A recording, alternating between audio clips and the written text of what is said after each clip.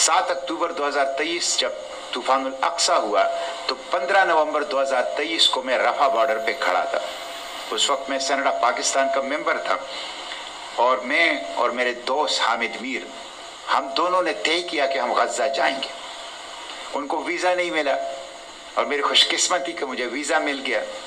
اس کے بعد جانا تو فرض تھا، تو میں 2 ہفتوں کے ویزے پر رفح بارڈر پہ گیا، اور میں نے مصری گورنمنٹ کی منت سماجت کی، ریکویسٹ کیے، اپیل کیے کہ آپ بارڈر کھول دیں، گیٹ کھول دیں، مجھے جانے دیں. اور مجھے واپس نہیں آنا تھا، لیکن وہاں پہ مصری حکومت نے مجھے رفح بارڈر سے غزہ میں داخلے کی اجازت نہیں دی. اور جب میرے 2 ہفتوں کا ویزا ختم ہو گیا تو مجھے مصر سے نکلنے کا حکم صادر کیا، اور پھر میرے دورے پر احتجاج بھی کیا پاکستان کی حکومت سے.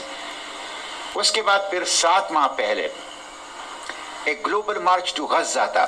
کائرو سے غزہ کی طرف پیدل سفر تھا، جس کا اعلان کیا تھا زیادہ تر مغربی ممالک کے باشندوں نے.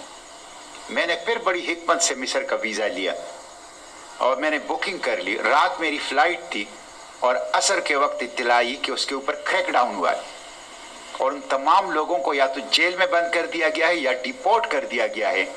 اس لیے میں مصر نہیں جا سکا.